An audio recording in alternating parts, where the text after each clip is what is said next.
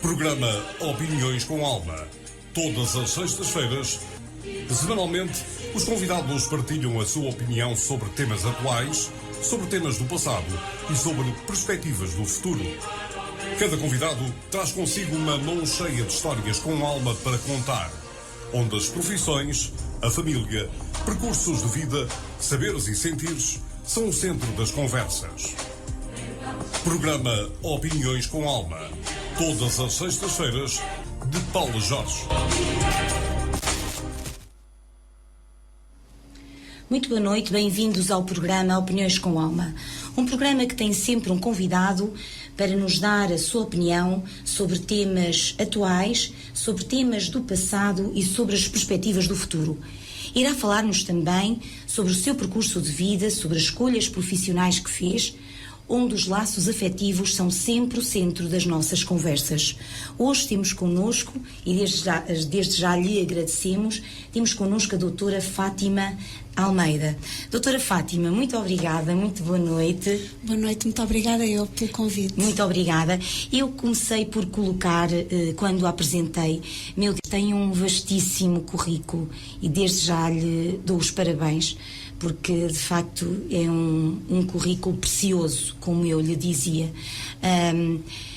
A doutora portanto, integra a equipa do Centro de Dislexia da Universidade Católica de Portugal, foi vice-presidente da Dislex, Associação Portuguesa de Dislexia, de 2013 a 2020, portanto, integra atualmente o departamento, e corrija-me se eu estou errada, eu julgo que estarei correta naquilo que estou a dizer, integrando atualmente o departamento científico-pedagógico da Associação Dislex.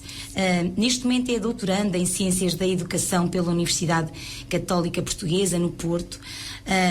Foi convidada, e eu achei muito interessante, estive a pesquisar no seu currículo e vi, foi convidada pela Porto Editora para construir materiais para os alunos com dificuldade de leitura e de escrita.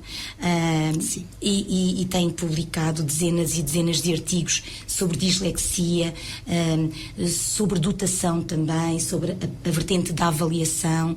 É autora de 2 livros, entre a organização de congressos nacionais e internacionais e tantas outras funções. Doutora, ainda há tempo para si, no meio disto tudo? Pois, muito obrigada pela apresentação. O tempo para mim, de facto, é muito pouco.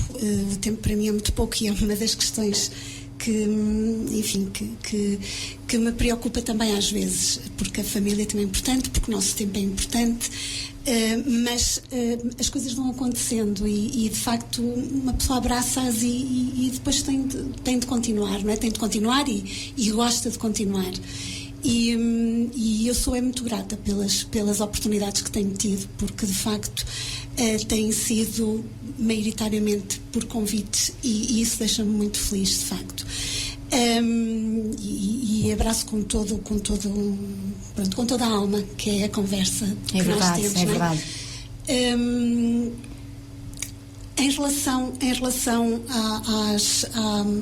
aos temas de que falou, em relação à questão da dislexia, em relação à questão da sobredotação, a questão da dislexia, e primeiramente ela surge muito associada até à minha formação de base, não é? Portanto, a minha formação de base, sou licenciada em português, latim e grego, dei aulas durante 10 anos no 3º ciclo de ensino secundário e, de facto, embora na altura o nome dislexia não fosse assim algo com o qual eu lidasse, mas ia-me apercebendo, de facto, das questões que iam surgindo, não é? Das questões, nomeadamente de escrita, que iam surgindo e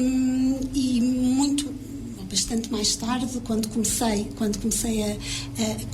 voltei a estudar a especialização primeiro, depois o mestrado, depois outra especialização, enfim, mas quando comecei a estudar, quando foi a parte depois do mestrado, aliás, até na especialização, o meu trabalho final da especialização foi também relacionado com a leitura e com a escrita, mas com uma aluna com trissomia 21, que também foi ali uma paixão e também foi muito interessante. Foi muito bonito, aliás, eu nem sabia que conseguiria gostar tanto de trabalhar com dificuldades tão acentuadas. Na altura, para mim, isso ainda era um pouquinho distante, portanto, ainda ali no início da parte da educação especial. E eu agora já sei que já dei o salto do português para a educação especial. Sim, não tem mal. Isto pode conversar e, portanto, faz sentido esse salto, faz todo o sentido. Obrigada.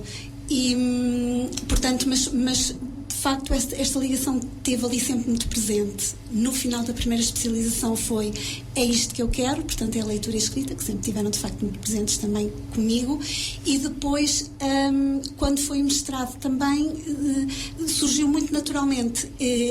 Era uma resposta e uma parte que de alguma forma me faltava, entre muitas outras naturalmente que me faltavam, mas aquela era muito ligada à minha formação de base, de facto.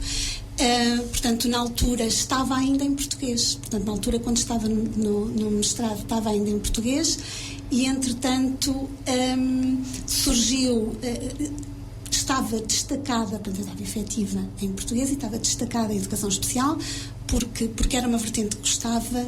Enfim, há motivos vários para se fazer estas transições.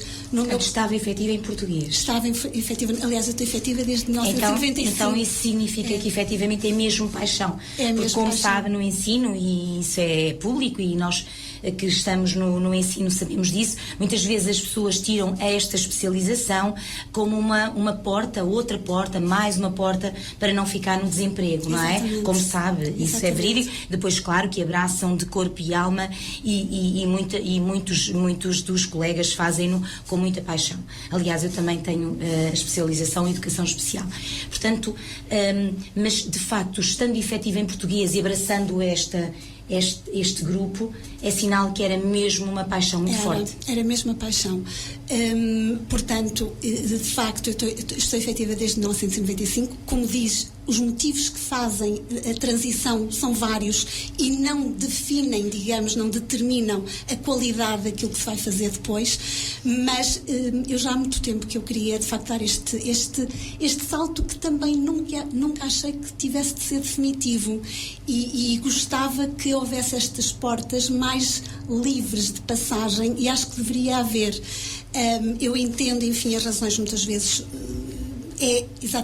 tem que ver exatamente com aquilo que está a dizer, que as pessoas transitam para e depois iriam regressar ao grupo, pronto, e isto é visto muitas vezes por causa desse facto. Às vezes acabam por nem regressar, não é? Exatamente. Gostam de tal maneira. Exatamente. Mas eu acho que poderia ser interessante, de facto, poder transitar-se, porque acho que se ganhava dos dois lados. É verdade. Portanto, mas de facto era algo que eu queria. Na altura estava no mestrado, quando tive de decidir, era já nessa altura, tínhamos de decidir, de facto, um lado ou do outro. Hesitei ainda bastante, porque eu sempre gostei muito do meu português e continuo a gostar muito do meu português. Mas tendo de decidir, estando a fazer um mestrado nesta vertente da educação especial, enfim, era uma coisa nova, e eu gosto particularmente de coisas novas, gosto de desafios, exatamente. E este mundo, para quem gosta disso, é um mundo ideal, porque nós trabalhamos com imensas crianças, mesmo dentro das mesmas problemáticas completamente diferentes. Todos os anos nós podemos lidar com problemáticas, algumas das quais que se calhar nem conhecemos tão bem, ou às vezes até mesmo novas, e de facto isto é absolutamente apaixonante, esta área. É uma área que nós temos que estar constantemente a estudar sobre neurociências, constantemente a estudar sobre vertentes que muitas das quais nós nem demos sequer na especialização, nem no mestrado. E há muitas coisas para as quais ainda não há respostas, doutora. Porque o cérebro é uma máquina, desculpa a expressão, muito difícil de perceber. Sem não dúvida. É? Doutora, falou aí tanta coisa interessante, meu Deus, eu não quis interrompê-la para não lhe cortar o raciocínio. Mas uma das coisas que disse foi que, na altura, não percebia muito bem ainda não, quando no início, quando estava a dar português, a lecionar português, ainda não tinha grande sensibilidade para esta parte da dislexia. Mas também não lhe parece que nesses anos esta vertente também ainda não era tida como uma dificuldade assim tão... não era vista como uma dificuldade, não é? Não era sequer. Não. Portanto, por isso, se calhar, a sua, portanto, a sua sensibilidade, se calhar a sua sensibilidade chegava lá, mas ainda não tínhamos instrumentos suficientes para analisar e para tratar essas dificuldades. Estas coisas já iam sendo estudadas de alguma forma, não é? Sim. Agora, mas nós nas escolas, eu não me recordo, isto em 93, 92, 93, não é? Quando eu comecei a lecionar, não me recordo sequer de alguém, de algum aluno que viesse com o diagnóstico ou de algum... com dislexia. Não me recordo dessa questão, mas recordo-me, por exemplo, de corrigir, e achava isso muito curioso e comentava em casa, alunos que trocavam V por F, e eu achava aquilo, e às vezes até achava, porque eu estava a lecionar em Lisboa na altura, e eu achava que tinha até muito que ver com a questão da própria dicção, do regionalismo, exatamente, talvez, não é? Somos ali um pouquinho às vezes mais... pronto. Mas achava de facto curioso. E a tal ponto eu ia começando a ver de facto estas questões que assim que pude comecei de facto a estudá-las, não é? Doutora, diga-me uma coisa, desculpe interrompê-la mais uma vez. Não acha que há necessidade, a doutora portanto, a sua formação de base é professora do terceiro ciclo e secundário. Para abordar estas questões, não há necessidade de ir um bocadinho à primária, à base, ao primeiro ciclo, a tentar perceber como é que eles aprendem a ler, a tentar perceber como é que eles aprendem a escrever? Ou isso não faz grande diferença?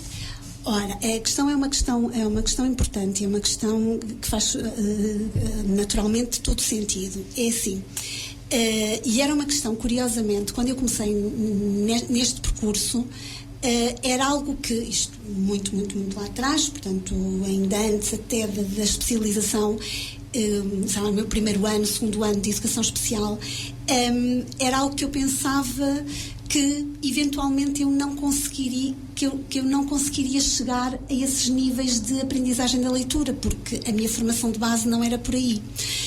Contudo, quando se começa a estudar estas questões, percebe-se que nós temos intervenções diferentes. Nós, o especialista nesta vertente, o professor de apoio, eventualmente, nós temos aqui vertentes e temos mais-valias e temos know-how necessariamente, ou temos de o adquirir diferente. Ou seja, nós quando estamos a falar, por exemplo, e concretamente na questão da dislexia, nós temos de saber que é uma perturbação da aprendizagem específica, com origem neurobiológica, enfim, com uma questão central de fonologia.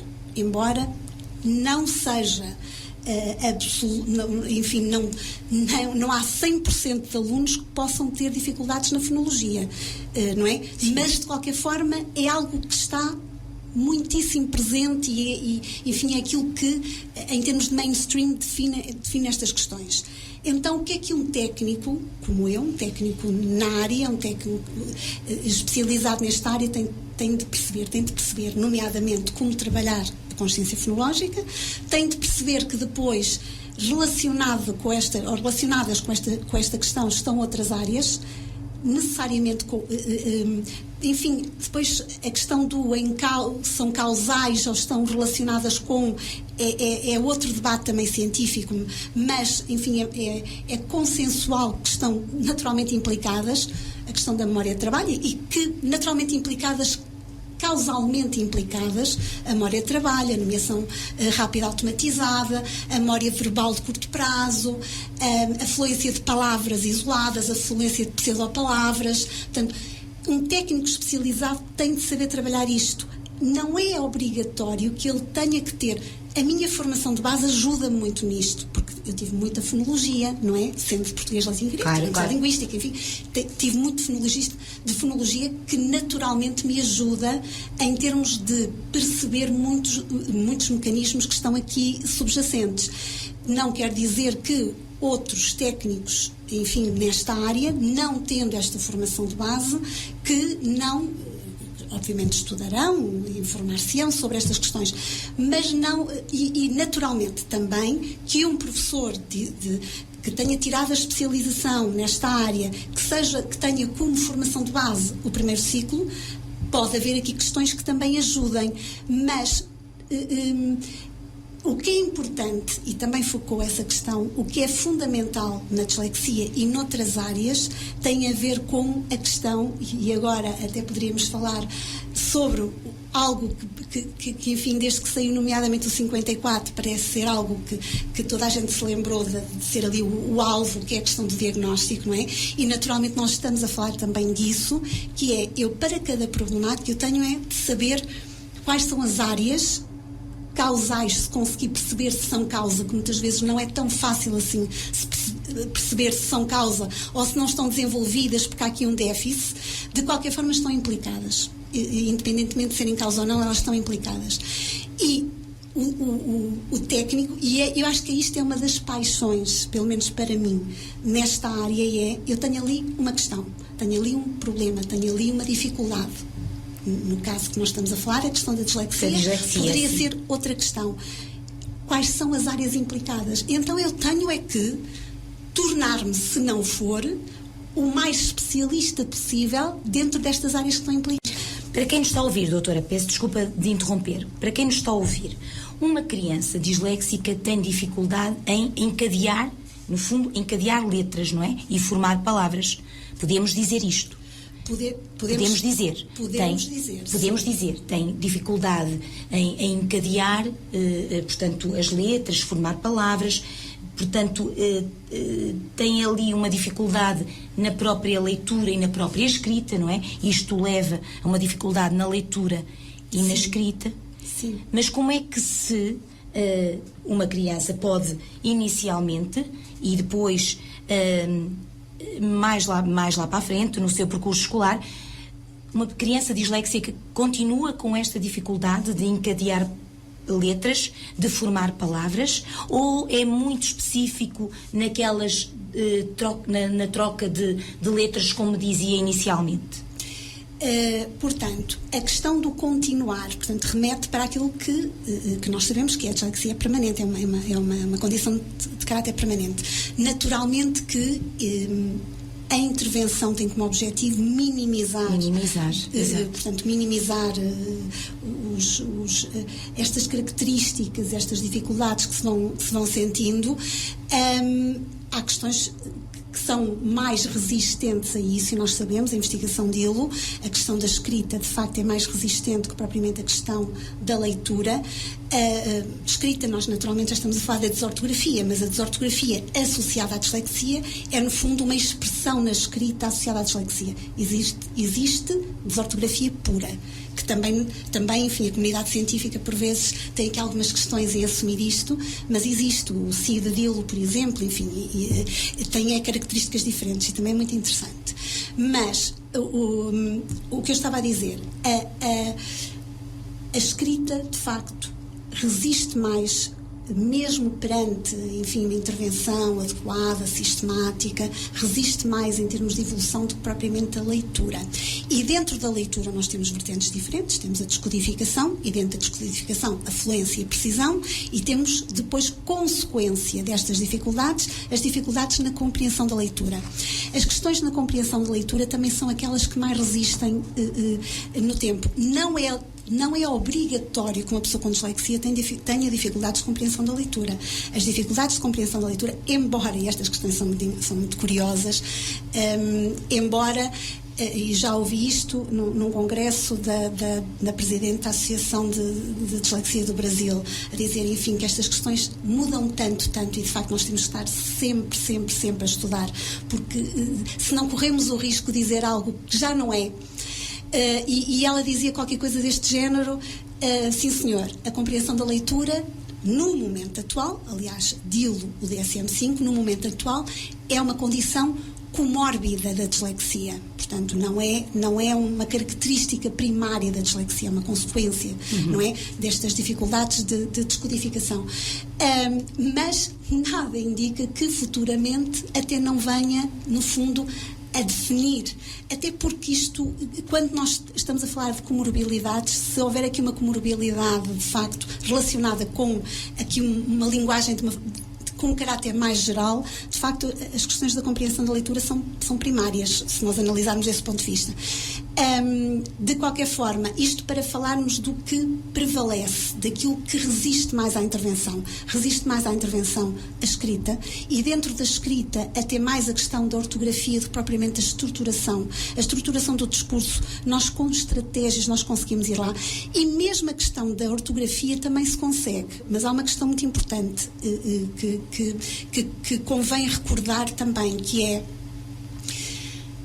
e muitas vezes nós vemos isto até em intervenção, enfim, vemos algumas coisas que às vezes que não são propriamente a melhor estratégia, e há 2 pontos aqui que se calhar eu posso falar. O primeiro, trabalhar regras que falham. Esqueçam. É uma perda de tempo trabalhar regras que falham. Focarmos nas regras que não falham, regras de ortografia que não falham. Segunda questão, expormos os alunos... Como é que descodifique-me as regras que falham? Regras que falham. Escrita com Z com S.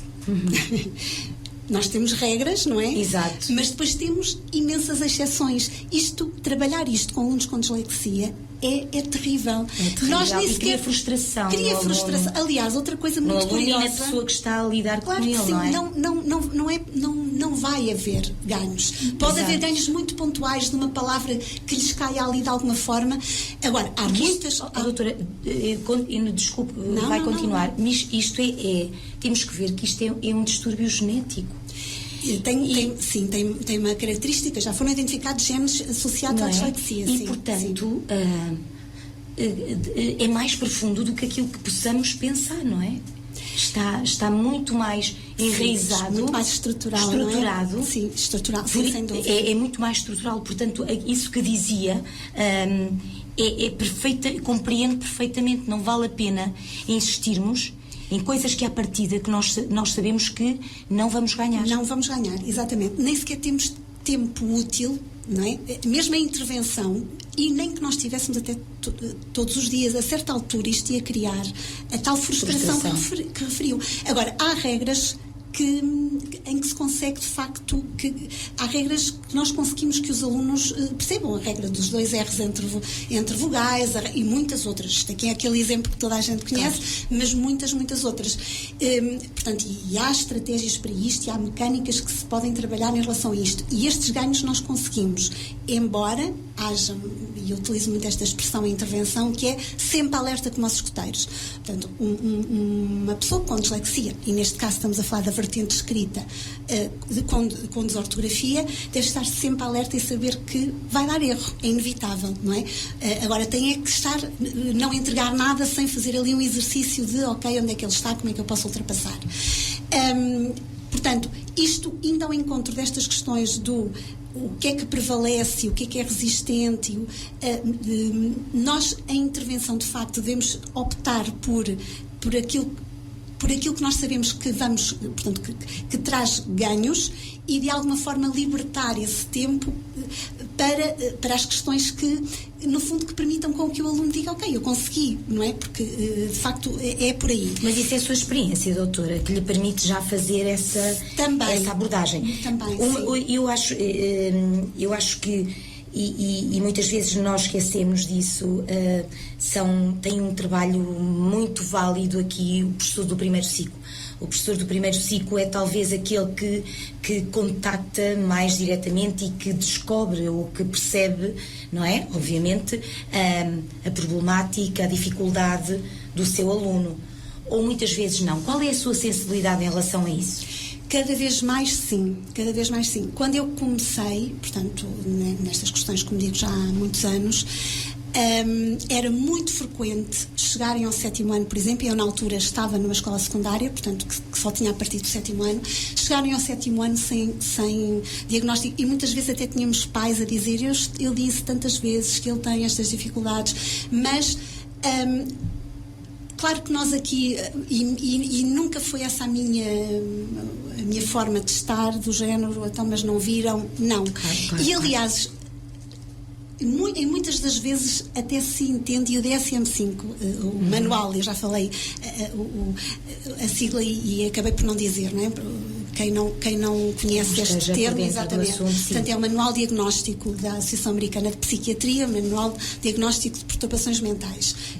E também inclui a dislexia e outras questões. Sim. E este manual, quando veio, e aliás eu sou fã deste manual, devo dizê-lo, este manual, quando veio, ele explicou isto muito bem.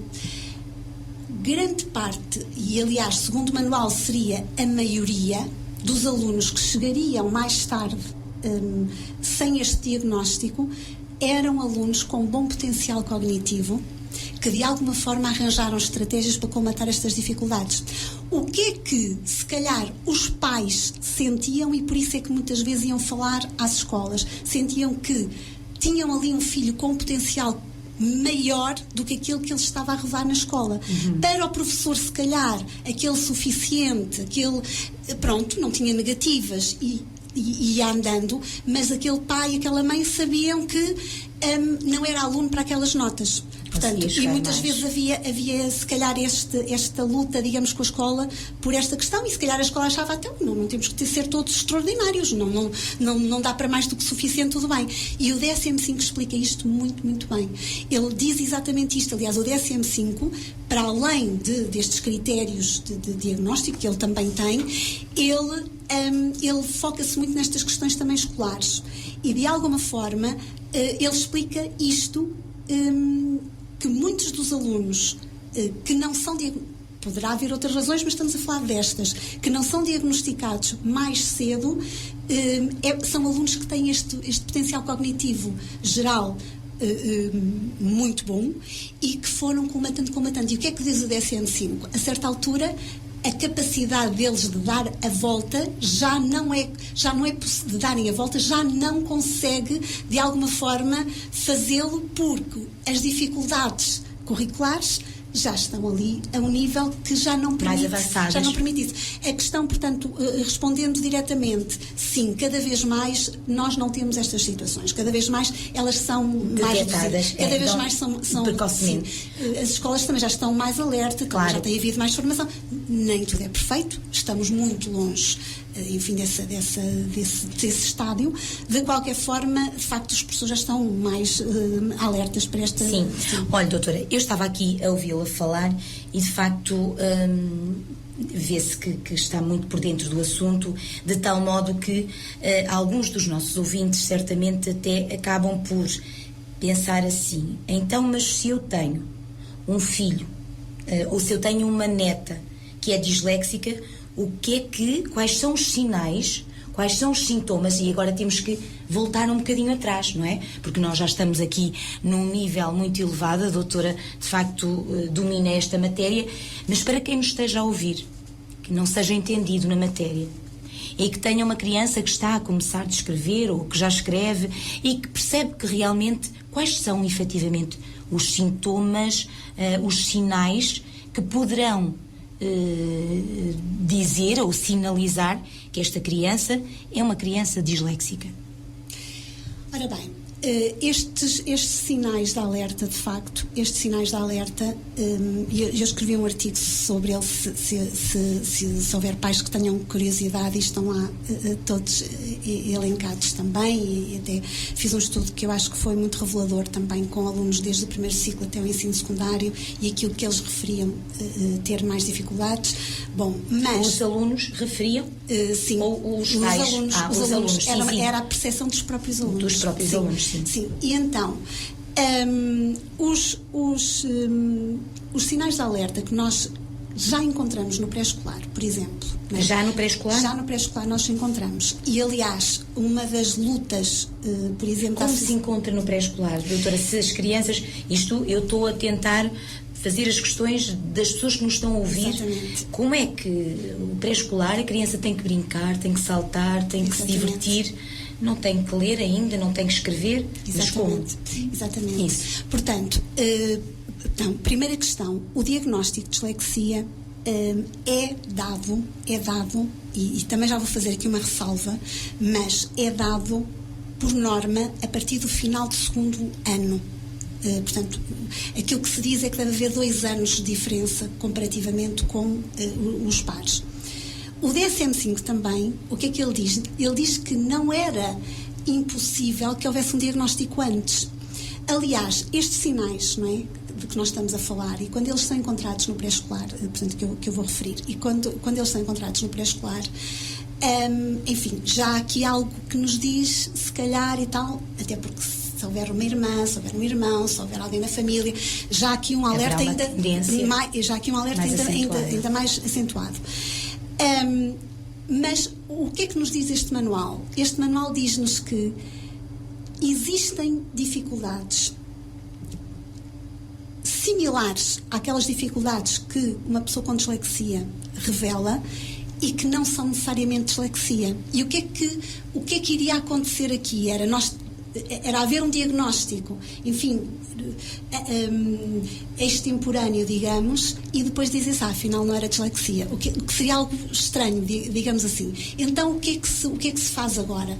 E já há muito tempo, digamos, o que é que se deve fazer? E a Associação Portuguesa de Dislexia, a Dislex, tem lutado muito por isso também, que era a intervenção no pré-escolar, perante sinais de alerta. Muito bem, nós não sabemos se é dislexia, poderá ser, como digo, se houver alguém ali na família. Há aqui sinais que, enfim, realmente são ali muito reveladores mas nós não precisamos, e aqui sim, e quando eu falei há bocadinho no diagnóstico, que depois do 54, enfim, parece que se pôs ali o diagnóstico num alvo e toda a gente ali a tirar ao diagnóstico, eu acho que o diagnóstico é fundamental. Mas não é um diagnóstico vazio, não é? Tem dislexia, é o que é que está ali e o que é que tem de ser trabalhado. Então, no pré-escolar, num primeiro ano, num segundo ano, mesmo ainda sem o diagnóstico, deve intervir-se. E o 54, o Decreto-Lei 54 de 2018, de 6 de julho, permite essa intervenção sem o diagnóstico. Isto, sim, é algo bom que surgiu agora. Nós no pré-escolar, por exemplo, as crianças que revelam dificuldades... Deve intervir o técnico. O técnico. Não o professor primário. É assim. Ou dão-lhe algumas indicações, algumas... Deveria haver, de facto, nós, por exemplo, no nosso agrupamento de escolas, o agrupamento de escolas de Nelas, onde eu leciono, já há muitos anos que existe um projeto coordenado pelo psicólogo escolar do agrupamento, um projeto que tem professores afetos, portanto, a esse projeto também, e existe, portanto, o psicólogo escolar, o Dr. Pedro Varandas, tem um questionário que os professores no final do pré-escolar preenchem e que são estes sinais de alerta, alguns deles reveladores futuramente até de potenciais cognitivos gerais mais baixos, portanto, ou outras questões. Não quer dizer que, mesmo que depois essas dificuldades permaneçam no tempo, significa que todos os alunos vão ter dislexia, portanto, isso não acontece, mas há ali sinais de alerta que podem colocar em perigo a questão da aprendizagem da leitura, independentemente de ser depois uma dislexia ou de ser depois ou de ser agora, mas que ainda não pode ser diagnosticado pelas razões que eu referi, ou outra questão mais geral. E as escolas de facto deviam apostar nestas questões no pré-escolar. A Associação Portuguesa de Dislexia tem lutado muito por isto. Não devemos esperar de facto que o aluno esbarre na leitura e na escrita, devemos conseguir antecipar essas dificuldades. E então, o aluno não conseguir memorizar o nome das letras, por exemplo, e quando referiu, então, mas eles não devem brincar. Pode-se fazer isto a brincar. Não é? Pode-se fazer isto a brincar. Pode-se brincar com a aprendizagem das letras. E isto está estudado. Que é de facto um sinal de alerta o aluno não conseguir memorizar o nome das letras, por exemplo. A questão da consciência fonológica está também muitíssimo estudada, não é? Portanto, não conseguir discriminar o primeiro, mesmo que ele não saiba dizer que é o P, mas ele sabe o som, não conseguir em pato perceber que o primeiro som que ali aparece é um P, por exemplo. Outro sinal, por exemplo, a questão dos nomes grandes que identificam, portanto, o nome, o conjunto de sons, sei lá, que consiga ali identificar a palavra ao qual está associada, não é? Formiga e elefante, enfim, estas brincadeiras que às vezes podem também de alguma forma ter. A segmentação silábica, não é? O brincar com as sílabas, por exemplo. As rimas, tão importante, a segmentação intrassilábica, que também tem a ver com a consciência fonológica. Portanto, todas as questões associadas com, e depois, obviamente, que os estudos também referem, depois, mediante determinados anos, há ali questões mais associadas do que outras. Mas falemos na consciência fonológica, enfim, mais no geral. Não estamos a falar naturalmente de uma segmentação fonémica. Digamos, o aluno naturalmente não tem ainda competências a este nível, mas numa rima, no conseguir identificar o primeiro som que ele ouve, no nome das letras, por exemplo, estas questões a investigação nas próprias canções, não é? Como falávamos do pré-escolar, que cantam muitas cantigas, não é? Exatamente. Portanto, e agora a questão isto agora falando no pré-escolar, eu já vou avançar um bocadinho mais, mas a questão do pré-escolar, agora, quem trabalha e colocou a questão e respondeu-a também, que tem a ver com, pode ser um técnico especializado, se a escola puder, de facto, ter esse recurso, não é? Os agrupamentos, agora, até por causa da questão da pandemia, tiveram ali um reforço, não é? O nosso agrupamento tem um reforço, terapia da fala, tem um reforço, além das parcerias que já tinha, enfim, portanto, se houver essa possibilidade, seria o ideal, mas mesmo que este técnico que exista na escola não tenha tempo para uma intervenção direta, não é? Com um grupo de alunos, e depois o formato seria visto conforme as necessidades, pode de facto trabalhar também nesta capacitação do professor, do educador, não é? Para esta intervenção, até porque os educadores, tanto quanto eu sei, têm ali também uma formação na consciência no âmbito destas questões. Aliás, muitas vezes, e também essa questão muitas vezes que se coloca é, então, mas eles não trabalham de todo, ou estamos aqui a falar de intensificar? Muitas vezes é intensificar, outras vezes tem a ver também com a própria técnica com que se está a trabalhar, não é? E isto vai competir, isto vai depois ser da competência do técnico que vai capacitar também, não é dizer eu vou ensinar a trabalhar a consciência fonológica, naturalmente que um professor, que um educador há de ter formação nessa área, mas as estratégias que pode utilizar depois, até os tempos, até as mudanças de atividades, todas estas questões são importantes. E depois também o facto também de ter uma turma, não tem só aqueles dois, três grupos, não é? Tem uma turma para trabalhar, não é? Exatamente. Por isso essa ajuda sempre. Mas falou das terapeutas da fala, que também têm aqui um papel fundamental. Tem um papel fundamental, sem dúvida. A questão da terapia da fala tem um papel fundamental. É assim, isto, falando, por exemplo, na questão do professor de educação especial com estes técnicos, por exemplo, nesta relação, a forma como eu costumo ver estas questões é a seguinte: eu costumo ver o professor de educação especial, e daí se calhar também a minha paixão por esta vertente, porque tem que ser alguém ali com uma bagagem muitíssimo ampla, e quanto mais ampla, melhor, de facto. E este professor de educação especial, de facto, deve saber também ajudar, por exemplo, o professor de educação especial, obviamente em equipas, com o psicólogo, enfim, agora estou a falar aqui no meu papel, digamos. Nesta equipa também tem de ser alguém a sugerir também depois outros técnicos que de alguma forma complementem, por um lado, o seu trabalho, e por outro lado, libertem este professor também para outras vertentes, não é? Eu, quando tenho um aluno com dislexia, eu, como disse, tenho de saber que tenho de trabalhar a consciência fonológica, mas se eu tiver um terapeuta da fala na escola que possa trabalhar essa vertente, ótimo, porque será a sua área também de especialização, digamos. Tem de saber que tem de trabalhar, lá está a memória de trabalho que falámos há bocado, e tem de saber como é que vou trabalhar a memória de trabalho. Tenho de saber que tenho de trabalhar a fluência de leitura de palavras isoladas, como referi há bocadinho. Portanto, todas estas questões, para além de necessitarem de tempo, necessitam de saber como também, sim, não é? Sim, sim. E de facto o terapeuta da fala aqui tem um papel muito importante, que pode ser aqui um complemento muito, muito importante, para além de libertar também este técnico, no caso o professor de educação especial, para esta intervenção. Agora, quando falamos de intervenção, eu se calhar aproveito para dizer algo que eu gosto de dizer nas minhas formações, duas vertentes que eu acho que são muito importantes. Diga, doutora, diga. Que têm a ver com o seguinte: quando nós estamos a falar de intervenção na dislexia, e agora se calhar saltando já para mais à frente, e para obviamente um secundário, por exemplo. E até para um primeiro ciclo, para um primeiro ciclo, já podemos saltar para aqui, para um primeiro ciclo. No secundário já não se nota tanto esta questão, pois não? O jovem, o aluno já vai... Depende de muitas questões. O notar-se mais ou menos depende de muitas questões. Depende do próprio grau da dislexia, e da desortografia. Portanto, obviamente o grau pode variar e deve diminuir, enfim, em termos de intensidade, mas se de alguma forma o ponto de partida já era ali uma dislexia grave, naturalmente que uma desortografia grave, que não tem de ser as duas graves, mas estou eu a dizer, não é? Se for, nós podemos apanhar de facto alunos no ensino secundário ainda com dificuldades. Também depende, naturalmente, mesmo que este ponto de partida tenha sido grave, este grau de dificuldade, também depois depende da intervenção ao longo do tempo. Claro. Agora, o que é que nós podemos encontrar no ensino secundário? Dificuldades de compreensão da leitura, por exemplo.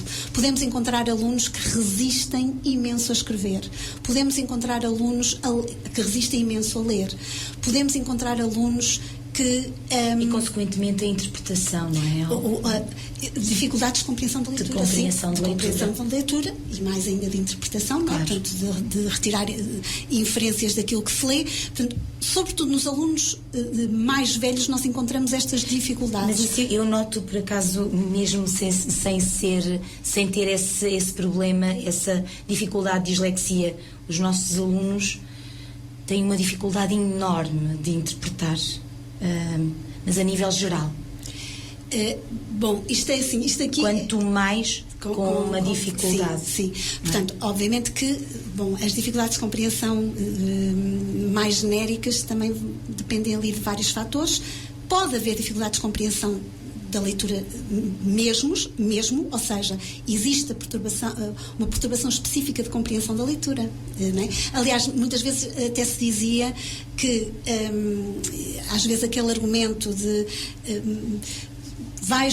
porque ler àquele aluno, ele está em vantagem relativamente a outros, qualquer aluno ganharia se lhe fosse lido o enunciado. Isto é falso. Aquilo que eu costumo dizer é, se um aluno perceber melhor aquilo que ouve do que aquilo que lê, deve ser avaliado, alguma coisa ali se passa. Claro. Não é? Portanto, sim. Por um normal leitor, e quando falo de normal leitor estou a incluir tudo, não estou a incluir só a descodificação da leitura, estou a incluir a compreensão da leitura, se bem que pode-se descodificar bem que é o que acontece da perturbação, ou pode ser o que acontece na perturbação específica de compreensão da leitura. A pessoa descodifica. Quando falo descodificar, e para quem está a ouvir, tem a ver com portanto, consigo fazer a transposição do grafema fonema, ou seja, consigo aquilo que normalmente se diz ler, mas nós quando dizemos ler englobamos aqui várias questões, a descodificação e a compreensão, não é? Mas que é o processo e a função do ato de ler. Portanto, é importante também dizer isto. É falso dizer-se que um aluno com dislexia está a ser beneficiado pelo facto de lhe estarem a ser lidos os enunciados. E também é falso dizer-se que qualquer aluno ganharia com isso.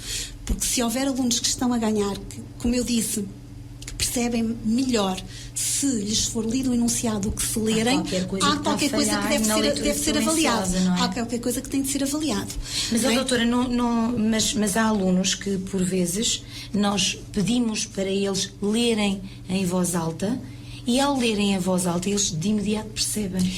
estas questões, bom, é aquilo que eu estou a dizer, pode haver aqui questões que tenham de ser trabalhadas, não é? Pode haver aqui questões que tenham de ser trabalhadas. Portanto, se os alunos, para além da entrada visual, estão a precisar da entrada auditiva, não é? Pode haver aqui alguma coisa que tenha de ser alguma coisa que tenha de ser avaliada. Portanto, estas questões têm que ser analisadas. Mas queria referir algo que costuma dizer nas suas intervenções e eu acho que a interrompi. Lá mais atrás. Sim. Mas está tudo interligado, sim, de facto. Tudo, ótimo, obrigada. Ótimo. Portanto, estava a falar em termos até da intervenção do professor de educação especial, não é? Da intervenção do professor de educação especial. E eu, sempre que posso, costumo aproveitar para dizer duas coisas que têm a ver com o seguinte. Por um lado, quando nós falamos de intervenção, desta intervenção especializada, nós não estamos a falar de uma intervenção centrada em conteúdos curriculares. E esta questão é uma questão importante. E é uma questão importante porquê? Porque se percebe, e eu até vou dizer o porquê que isto acontece, mas percebe-se que muitas vezes, na intervenção especializada, e eu estou a falar nomeadamente por parte de professores de educação especial, mas também já percebi que não só, muitas vezes o enfoque é o conteúdo curricular. E eu agora vou dizer o porquê e depois vou dizer aquilo que deve ser. Porquê que isto acontece? Isto acontece porque toda a gente quer resultados imediatos. E é muito mais rápido eu trabalhar o conteúdo curricular do que trabalhar a causa. Exato. Eu até costumo dizer isto. Vamos imaginar, porque isto não acontece só connosco, professores de educação especial, isto acontece com qualquer técnico. Vamos imaginar, e eu costumo, já dei este exemplo mais que uma vez, que um aluno está a ser trabalhado com um psicólogo. Pronto, um aluno está a ser trabalhado com um psicólogo porque os resultados escolares estão muito fracos, muito aquém daquilo que eventualmente ele poderia fazer, e o psicólogo percebe que há ali questões de relacionais com os pares, pronto. E então esse é o objetivo da sua intervenção, melhorar essas questões relacionais. Ele trabalha durante um X período de tempo, pode ser um ano, pode ser menos tempo, o que for, e no final ele percebe que sim senhor, o aluno tem ali, já melhorou imenso, dá-se muito bem com todos. E ele põe isso no seu relatório, missão cumprida, objetivos alcançados, correu muito bem. E constata-se depois, não é? Ou vai-se constatando, porque ele vai dialogando com os professores, que em termos de resultados escolares, ele agora ainda está pior. E está pior porquê? Porque está todo contente e feliz com a vida dele social, portanto só quer pensar nos intervalos e em conversar com os seus colegas, portanto, e o resultado escolar continua a não ter o mesmo, no fundo, a ganhar com estes ganhos. Isto connosco, professores de educação especial, também de alguma forma pode também ser um pouco assim. Acontece. Eu posso ter como intervenção melhorar a fluência leitora, melhorar a memória de trabalho, melhorar,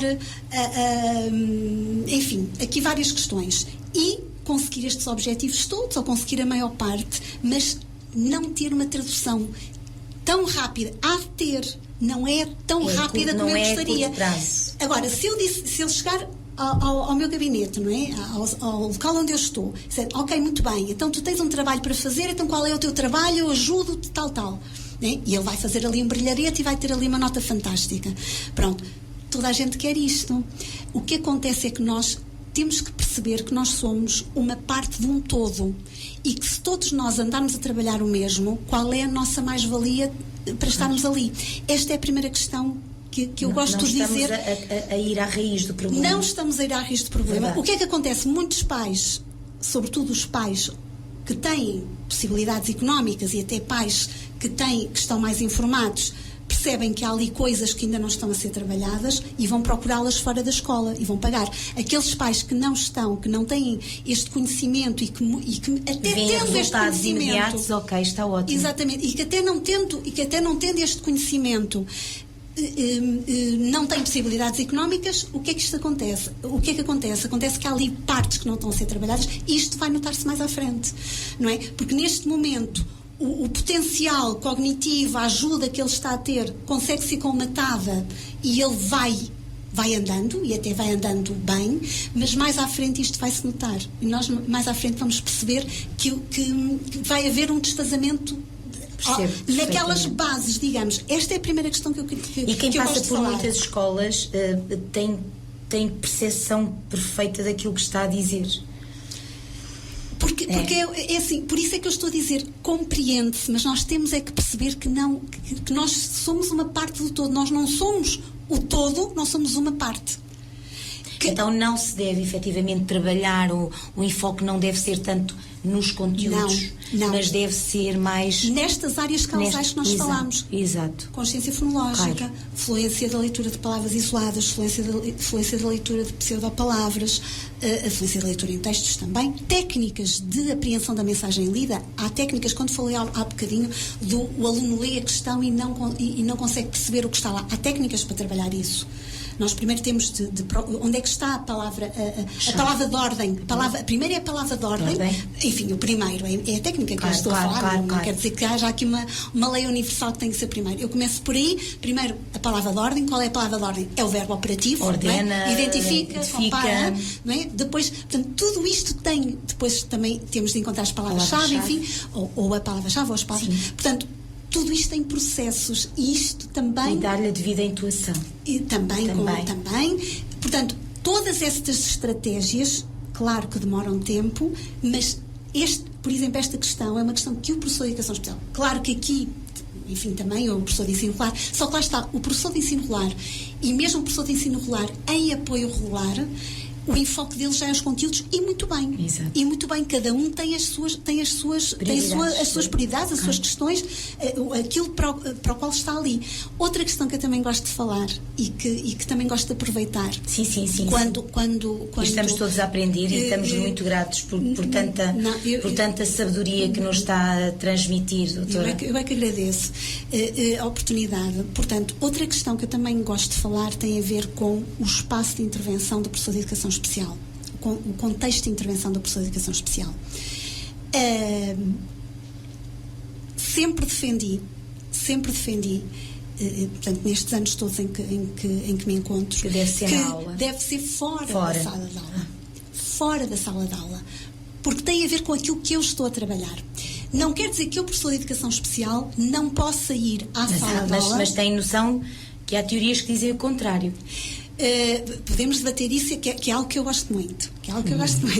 Não sei se em tempo útil conseguiria. Possivelmente não. Mas é assim, o professor de Educação Especial, agora falando no meu papel, o professor de Educação Especial pode efetivamente estar, por exemplo, nós no nosso agrupamento temos um projeto que é o projeto do na Prática, Desenho Universal para a Aprendizagem na Prática, e nós temos uma hora semanal para preparar, para planificar, para ir à sala de aula também, portanto, codinamizar, para além de já termos planificado antes, uma aula no âmbito do desenho universal para a aprendizagem. Aqui, não é? Nós, enquanto especialistas em termos de estratégia, será aqui o nosso papel, já temos esta preocupação do o que é que pode ser feito. Isto também é um processo, naturalmente, até porque temos que também conhecer cada vez melhor os alunos, mas o que é que não é só pensar no aluno que tem dislexia em toda a sala de aula.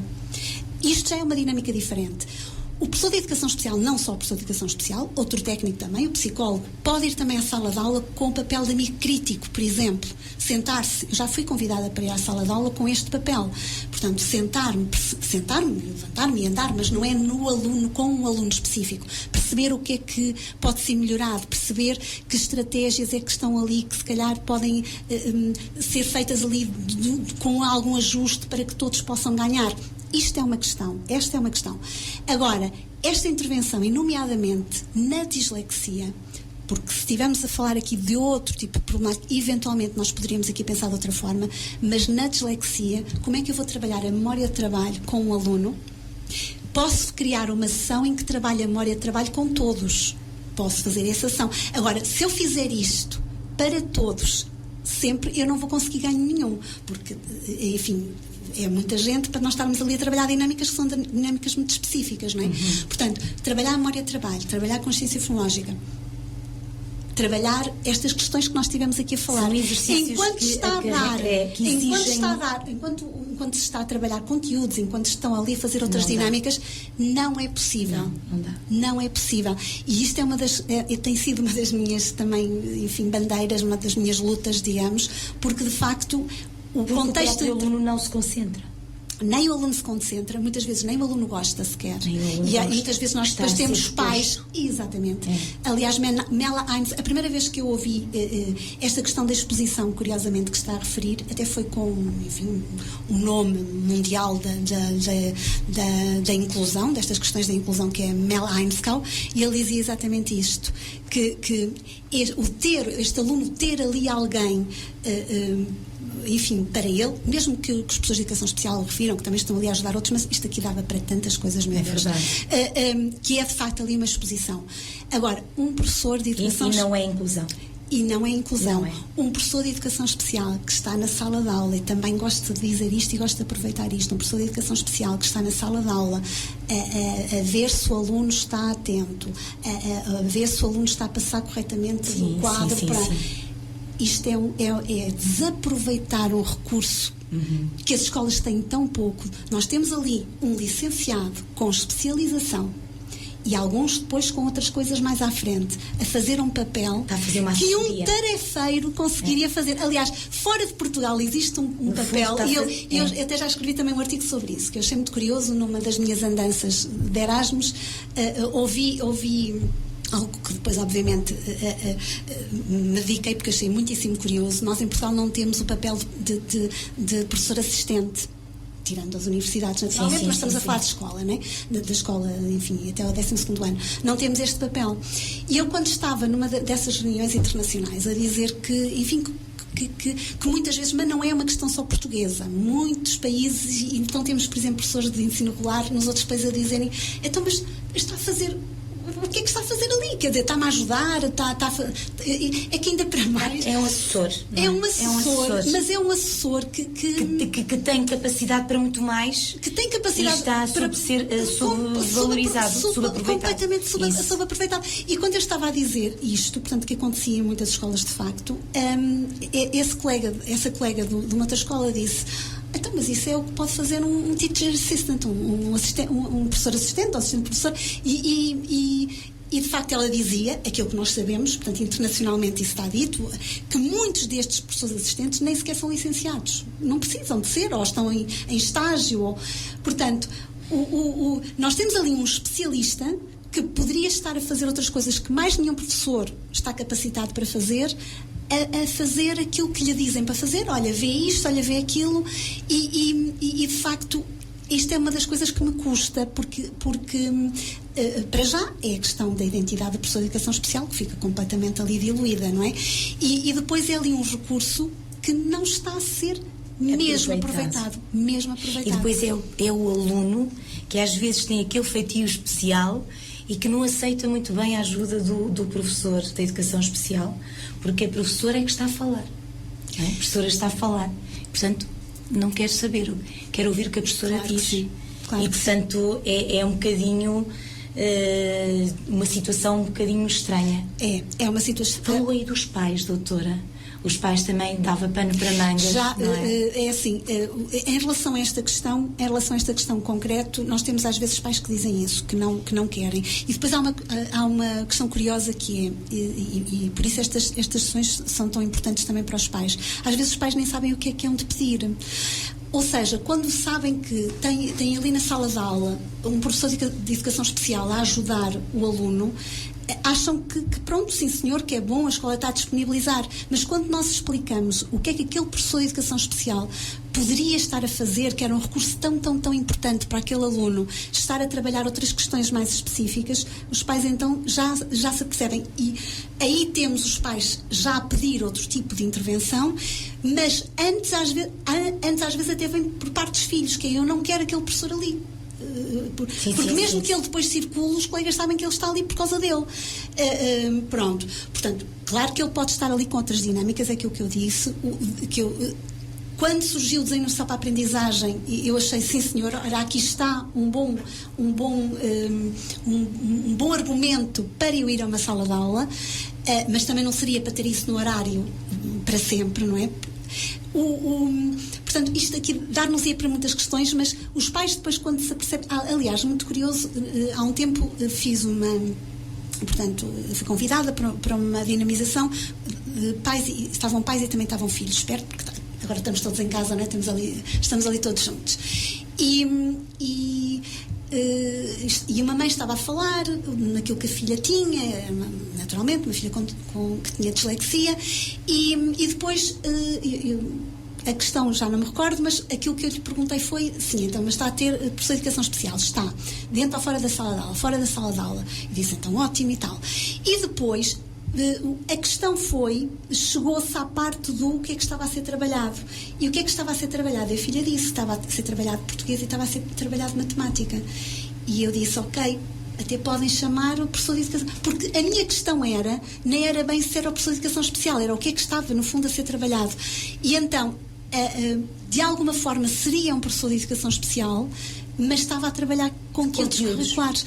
E é aquilo que eu estou a dizer. E depois a mãe estava ali naquela formação consciente era uma mãe informada, felizmente para aquela filha, não é? Portanto, consciente que havia ali déficits que de facto ela sabia que não estavam a ser trabalhados. Pronto. Agora, eu quando digo isto, eu gosto de fazer este parênteses, eu também sou professora e portanto, não, como digo, e também comecei por dizer isso, não tenho tento entender estas questões, claro que sim. E o tentar entender naturalmente, vamos imaginar, aquele aluno tem mostrado aquelas dificuldades, estão a ser trabalhadas e se calhar chega à aula mas há outros técnicos que devem ser requisitados para isso. Há professores de ensino regular que certamente têm número superior aos professores de educação especial, pelo menos, enfim, na minha escola somos 6, não é? Portanto, poderá haver escolas com mais, mas por norma, ponto número 1, somos muito menos em termos de número. Ponto número 2, a nossa especificidade é outra. O nosso trabalho ali é outro. E se cada um fizer, de facto, nós sabemos, e efetivamente, e também já disse isso, os ganhos na intervenção na dislexia, pois gostávamos que fossem assim visíveis, do género xarã. A investigação diz isso, que quando um aluno se começa logo e no primeiro ano há um ganho destes que eu estou a falar, não é a dislexia. Na dislexia não existem estes milagres. Doutora, e a dislexia nas línguas? Ok. A dislexia nas línguas, sim, uma boa questão também. É com alguma regularidade que, por exemplo, os pais nos perguntam quando passam para o 10º ano, e às vezes também quando existem ofertas, não é? Até antes disso, quais são as melhores as línguas, digamos, em que os alunos com dislexia poderão não sentir tanta dificuldade. As línguas em que os alunos com dislexia, tirando depois questões gramaticais, mas vou dizer primeiro a regra, as línguas onde as questões da dislexia se colocam, as dificuldades relacionadas com a dislexia. E esses momentos de um dia de ser não, de um dia não quero, mas de alguma forma perceber que esse dia que não se quer é uma exceção, não é? Portanto, se nós queremos ter sucesso a curto prazo e sobretudo a longo prazo, de facto é importante que se crie esta rotina de trabalho, é muito importante, e de mais trabalho, e esta noção de que, sim senhor, eu até posso trabalhar mais, se bem que o que eu posso trabalhar mais também é relativo, não é? Que é às vezes aquilo que eu digo aos meus alunos, há aqueles alunos que são muito bons e que dizem que não estudam, e eu costumo dizer aos meus alunos, olha, tu fazes o mesmo, mentes, não é? Porque os alunos que são bons alunos naturalmente que estudam, não é? Pronto. Mas muitas vezes, os alunos depois têm esta comparação, o não sei quem tem boas notas e não estuda, e tu estás lá em casa para ver, também não estás, não é? Portanto, eles chegam a uma altura que tentam dar-nos a volta, não é, doutora? Eu acho que deve ser um privilégio muito grande ser seu aluno, e os pais que nos estão a ouvir e todos aqueles que nos estão a ouvir estão certamente deliciados, encantados com todos estes conhecimentos que nos deixou aqui. Nós agradecemos. Eu costumo dizer que partilhar é um ato de generosidade, e a doutora Fátima Almeida fê-lo com uma grande entrega, e falo com uma grande entrega e uma grande missão àquilo que faz. É muito bonito ver essa sua paixão por aquilo que faz. Eu sou muito grata pelas suas palavras. Muito obrigada. Muito obrigada eu. Nós é que agradecemos. Muito obrigada, doutora Fátima Almeida. Muito obrigada. Até um dia destes, muito em breve, se Deus quiser. Com todo gosto. Opiniões com Alma chega ao fim. Quero agradecer aos ouvintes a vossa companhia. Até para a semana, se Deus quiser.